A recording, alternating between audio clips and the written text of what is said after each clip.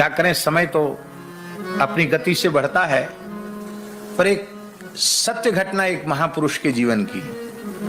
हमारे पूज्य गुरुदेव श्री पहाड़ी बाबा महाराज बड़े तपस्वी, बड़े उच्च कोटि के महात्मा थे। खाक चौक में स्थान पद पर, वो महंत पद पर विराजमान हो चुके थे। सन 1932 में वो खाक चौक के महंत पद पर विराजमान हुए थे। वो कहते हमें सन संबत याद नहीं रहता, पर हमें ये सन याद रहती। क्यों? बोले 32 में महंताई हुई, 32 ही व्यवहार अखाड़े और महंतों को जो महंताई में व्यवहार दिए जाते 32 दिए जाते गए थे।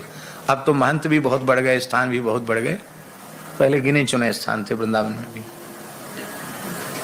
तो बोले कि हमारे मन में बड़ी व्याकुलता हुई कि कहाँ भजन के लिए आए थे, कहाँ महंती के चक्कर में पड़ गए, अभी भगवान तो मिले नहीं।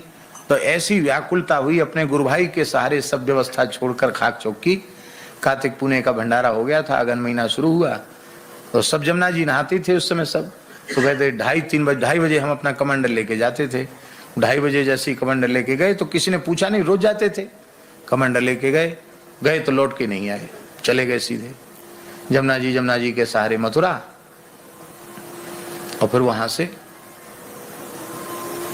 उज्जैन की तरफ चले गए। उज्जैन क्यों गए? बोले उज्जैन हमारे मन में यह था कि कागभूषुंडी जी पर भले ही श्राप के रूप में कृपा हुई, उज्जैन में कृपा हुई, इसलिए चलो उज्जैन चलते हैं, ऐसा बोले मन में आया।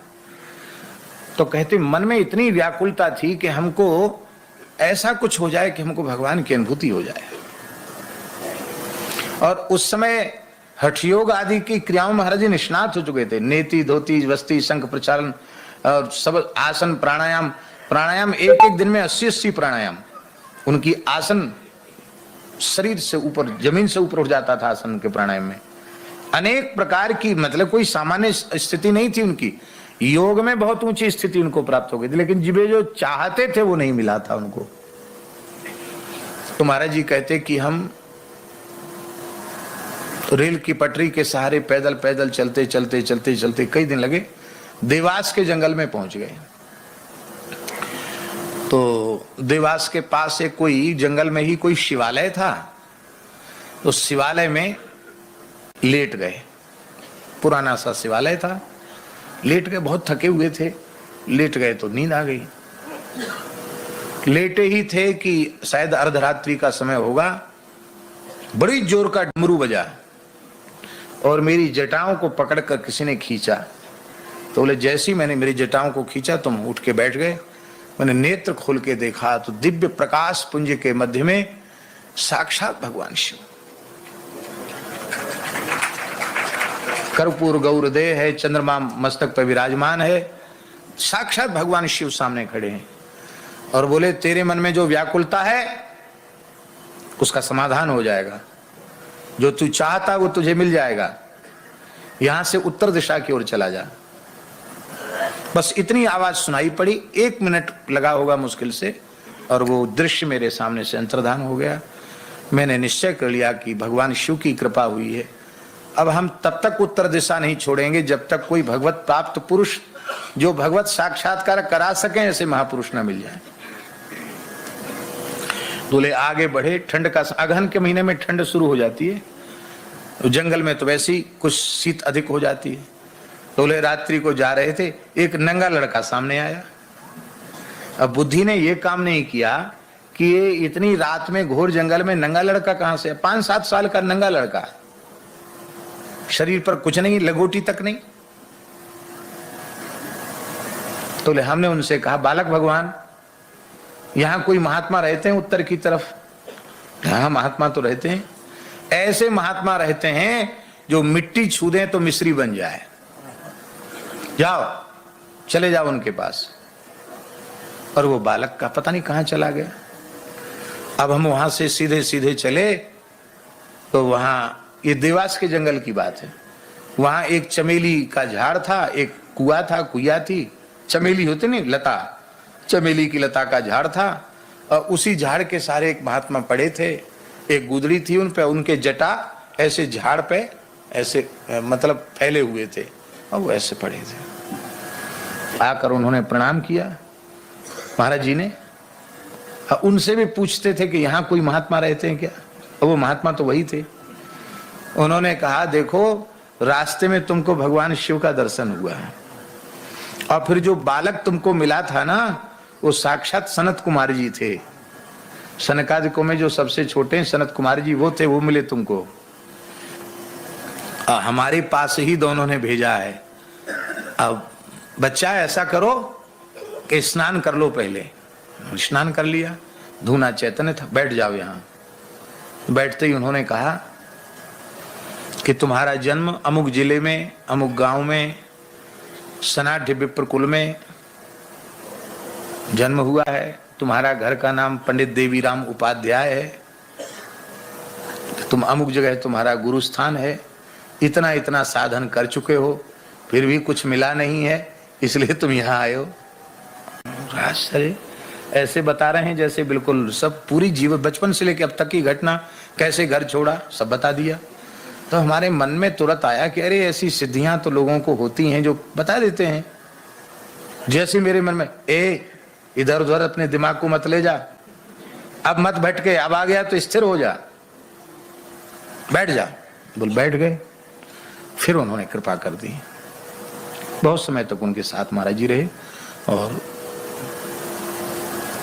चित्रकूट में साधन किया तो महर्षि अत्रि का दर्शन हुआ उनको।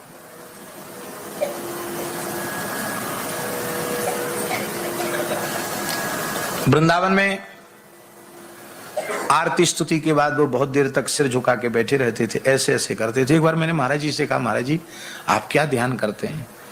बच्चा किसको बतावें, श्री नारद जी, सुखदेव जी, सनकादिक भगवान, व्यास, वाल्मीकि सब वृंदावन में विचर रहे हैं, उन्हीं संतों को प्रणाम करता हूं। लोग ईंट पत्थर देखते हैं, महल मकान देखते हैं, भगवान के पार्षद वृंदावन में घूम रहे हैं, खोज रहे हैं कोई भगवान का प्रेमी मिल जाए, उसको कुछ सुनावें, उसको कुछ दें, कृतार्थ करें। ये बात हम इसलिए कह रहे हैं कि ऐसा जीवन बन जाएगा तो वे सब महापुरुष आप पर कृपा करेंगे। ये प्रत्यक्ष घटनाएं हैं संतों के जीवन की, बहुत पुरानी बात नहीं। 2003 में महाराज जी भगवत धाम गए हैं, उनके जीवन की घटनाएं। पुराने से कपड़े और नख बड़े बड़े, क्यों नख काटे तो छोटे बड़े बड़े नख, और भी खाने भी नहीं जाता था, वहीं कोई आकर डाल दे तो खा लेता था। और खाते खाते सुअर झपट के ले गया तो सुअर को भी नहीं भगाता, कुत्ता झपट के ले जाए तो कुत्ते को भी नहीं भगाता, ऐसे रहता। बोलता किसी से कुछ नहीं। हम भी सोचते थे कि पता नहीं क्या इसको, क्या है कैसे है। तो सुदामा कुटी में भक्तमाल की कथा चल रही थी, हम ही कह रहे थे कथा। तो एक दिन माइक खराब हो गया, तो भीतर का माइक तो चल रहा था, बाहर वाला माइक बंद हो गया। तो वो जो पागल के वेश में थे ना, वो उठकर वहां से जहां कथा का शब्द ठीक से सुनाई पड़े वहां आ गए। जगमोहन के बाहर आकर एक बन्ना की लता थी, उसके पास बैठ के सुनने लग गया। हम करमेती जी का चरित्र कह रहे थे। अब वो उधर नहीं, ऐसे ऐसे मुड़ के दीवार की तरफ बैठा। अब खिड़की थी जंगला, वो जंगले से वो हमारी तरफ देख रहा था, जनता की तरफ तो दृष्टि थी नहीं, ऐसे कोने में। वो हमारी नज़र उधर पड़ गई, हमने देखा अरे ये तो वहीं बैठता था, आज यहाँ आ गया, इसका मतलब कथा का प्रेमी है। तो करमेती जी को जैसी भगवान की प्राप्ति वाली बात सुनी, वो हिलक हिलक के रोने लग गया। मेरी दृष्टि बदल गई, मैंने कह रही ये तो कोई प्रेमी महात्मा है, हम तो बहुत समय से इनको पागल ही समझते थे। तो इतना प्रेम से कथा सुनना, पागल तो ऐसे नहीं सुन सकता, इसकी झरझर आंसू बह रहे हैं आंखों से। श्रद्धा मन में थोड़ी जगी। तो कुछ दिन बाद जब हम उधर से निकलते, वो दिखाई पड़ते, तो हम उनको ऐसे मन ही मन नेत्र झुका के प्रणाम करते, और वो ऐसे ही रहते थे। ऐसे कभी देखते तो वो भी ऐसी आंख कर लेते, बस इतना। एक दिन खाकचौक से हम, शायद पूष का महीना होगा, बहुत जोर का जाड़ा था, खूब कोहरा पड़ रहा था, फोक जिसको कहते हैं, कोहरा खूब था। तो हम खाकचौक से जैसे लगभग रात्रि को 9 बजे उधर से चले, बहुत ठंड, एकदम घना कोहरा, बिजली का बल्ब का प्रकाश भी टिमटिमाता दिखे, इतना कोहरा। और वो कोहरे में एक फटे से कम्बल को ऐसे लपेटकर वो पीपल के नीचे वो बैठा था। तो हमने सोचा अभी बहुत एकांत है, कोई व्यक्ति है नहीं, अब इसके पास थोड़ी देर बैठे। हम वहीं बैठे। हमने कहा भगत जी राम राम प्रणाम। पहले तो देखा ही नहीं हमारी तरफ, फिर मेरी तरफ ऐसे देखा तो देखकर संभवतः पहचान लिया कि ये कथा सुनाता वही है ये। तो हमने कहा कि भैया आप कहाँ से आए हैं? बहुत ध्यान से सुने, बड़ी प्रेरक बात है। आप कहाँ से आए हैं? बोला फर्रुखाबाद। फिर हमने दूसरा प्रश्न पूछा, किस जाति के हो? बोला कान्यकुब्ज ब्राह्मण। हमने कहा आप पढ़े लिखे भी हैं? बोला हाँ, एमएससी किया हुआ है। हम तो पढ़े नहीं तो हम क्या जाने एमएससी क्या होता। उसने कहा हमने एमएससी किया हुआ है। तो हमने कह रही इतने पढ़े लिखे अच्छे कुल के बालक, आप ऐसे रहते हो, आप गंदगी में रहते हो, ऐसे क्यों रहते हो? इतना सुन के वह रोने लग गया और बोला कन्हैया से मिलने के लिए, कन्हैया से मिलने के लिए ऐसे रहता हूं। तो हमने कहा आपको कन्हैया मिल गए? झूठ नहीं बोलूंगा आपसे, आप कथा सुनाते, आपसे झूठ नहीं बोलूंगा। हाँ मिल गए।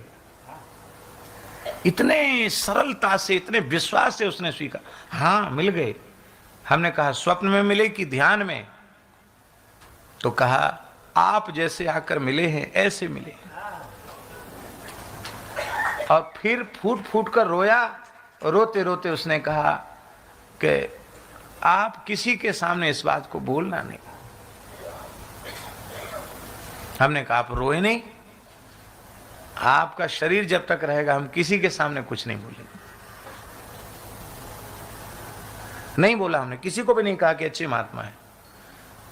बस फिर ना हम उनको छेड़ते, दूर से ही उनको नमस्कार करते। वो अपने थोड़ी बहिर्मुख अवस्था में होते तो वो नेत्र झुका लेते, नहीं तो जिसको योगी लोग कहते उन्मुनी अवस्था, तो सहज उन्मुनी में वो रहते थे।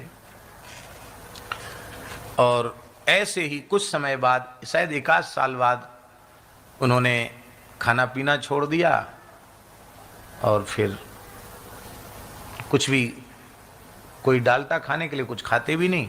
वहीं उनका शरीर पूरा हो गया। लोग उनको जमुना जी पधराए। मेरे सामने की घटना है। आपको अविश्वास हो सकता है, लेकिन मैं अविश्वास नहीं कर सकता कि कोई व्यक्ति इस प्रकार से, ऐसी जिसकी अवस्था हो, इतना पढ़ा लिखा हो, व्यक्ति झूठ क्यों बोलेगा? उसको हमसे कुछ चाहिए क्या जो झूठ बोलेगा? हम तो झूठ बोल सकते, हमको चाहिए, वो तो नहीं बोलेगा झूठ। भगवत प्राप्ति कठिन नहीं है, भगवत प्राप्ति सरल है। बस भगवान के दर्शन की व्याकुलता उत्पन्न हो गई, पर ये व्याकुलता जगती नहीं है। गंगा जी हम सब पर कृपा करें, कभी ऐसी कृपा हो जाए कि बस एकदम संसार से असंग होकर अहर्निश भगवान के स्मरण में डूब जाएं। संसार का भी उपकार का ठेका जिसको भगवान दें वो ठेकेदारी करे। बाकी तो सबसे अच्छा है अपने भजन में लग जाना,